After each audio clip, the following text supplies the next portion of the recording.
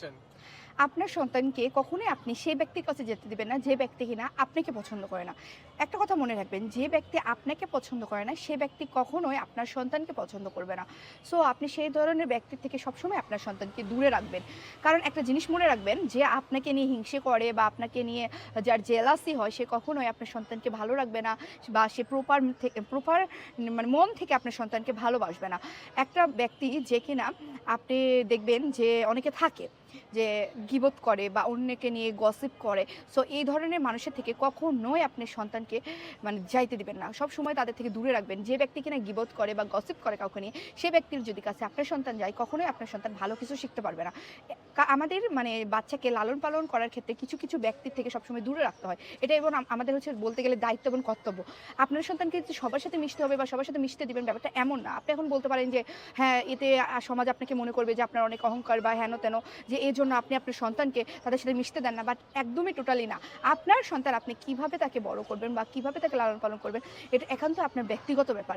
আপনার সন্তান যদি খারাপ হয় by chance, by any chance, আপনার সন্তানকে কি তারা এসে ভালো করবে? কখনোই না। আপনাকেই ভালো করতে হবে। সো ভালো গাইডলাইনটা আপনাকে শুরু থেকে দিতে হবে। তো শুরু থেকে যখন আপনি ভালো কোনো গাইডলাইন দিবেন, অবশ্যই আপনার সন্তানকে কিছু কিছু ব্যক্তির থেকে দূরে রাখবেন। যেমন ধরেন এই যে আমি বললাম, আপনাকে যারা পছন্দ করে না, যে ব্যক্তিগুলো মনে করেন অন্যকে নিয়ে গীবত করে বা গসিপ করে, এ ধরনের ব্যক্তিগুলো থেকে সবসময় আপনি দূরে রাখবেন। আবার দেখবেন কিছু কিছু ব্যক্তি থাকে মুখের সামনে বলে, ছোট্ট একটা বেবি, তাকে নিয়ে বডি শেভিং করে, তাকে নিয়ে উল্টাপাল্টা কথা বলে, তার মুখের সামনে বলে তুমি তো দুর্বল, তুমি তো একটুতেই পড়ে যাও, বা তোমার তো মাথায় কোনো ব্রেন নাই, তোমার মাথার মধ্যে কোনো ঘেলু নাই, তুমি পড়াশোনা পারো না, কিছু মনে রাখতে পারো না, এটুকু জানো না, তুমি এটা কিভাবে করলা? এগুলো কথা যারা বলে, এই ধরনের ব্যক্তি থেকে সবসময় আপনার সন্তানকে দূরে রাখবেন। এরকম ব্যক্তির কাছে কখনোই রাখবেন না, যারা কিনা আপনার সন্তানকে ছোট করে কথা বলে। এজন্য আপনাদেরকে বলছি যে যদি কোনো ব্যক্তিকে দেখেন যে আপনার সামনে আপনার বাচ্চাকে ছোট করে কথা বলতেছে, কখনোই এই ধরনের ব্যক্তির সাথে আপনার সন্তানকে মিশতে দিবেন না। আর অবশ্যই প্রোটেক্ট করবেন। আপনি আপনার সন্তানকে চার দেওয়ালের মধ্যে শাসন করবেন, সব কিছু করবেন, বাট কখনো কাউকে সেকেন্ড কোনো ব্যক্তিকে, বাবা মা ছাড়া সেকেন্ড কোনো ব্যক্তিকে কোনো কথা বলতে দিবেন না, কখনোই শাসন করতে দিবেন না। শাসন করার হলে আপনি নিজে করবেন। সে কোনো অপরাধ করলে কখনোই তাকে সবার সামনে কখনোই ছোট করে কথা বলবেন না। তাদের কিন্তু অনেক ইগো টাচ করে, ঠিক আছে?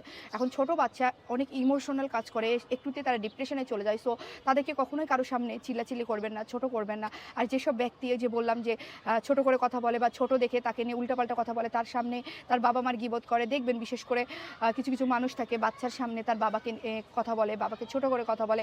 এতে কিন্তু তার মেমোরিতে খুবই ব্যাড কমেন্টস যায় যে তার বাবা খারাপ, তার বাবা খারাপ কিছু করে। এগুলো কখনোই করা যাবে না। আর মাদের উদ্দেশ্যে বলবো, আপনার হাজব্যান্ড যতই খারাপ হোক, আছে অনেকে যে একটু রেগে যায় বা কিছু, যত কিছুই করুন না কেন, কিন্তু আপনি মা হিসেবে কখনোই আপনার সন্তানের সামনে তার তার বাবাকে কখনোই খারাপভাবে কিছু প্রেজেন্ট করবে না। তার বাবা কেন কাউকে খারাপভাবে প্রেজেন্ট করবে না। তাহলে এই ছোটো বাচ্চাটার ব্রেনে কী যাবে? ব্যাড কমেন্ট যাবে। আমরা যদি এগুলোকে একটু মেনে চলি, দেখবেন আপনার বাচ্চা অনেক সুন্দরভাবে গড়ে উঠবে আর অনেক ভালো হবে।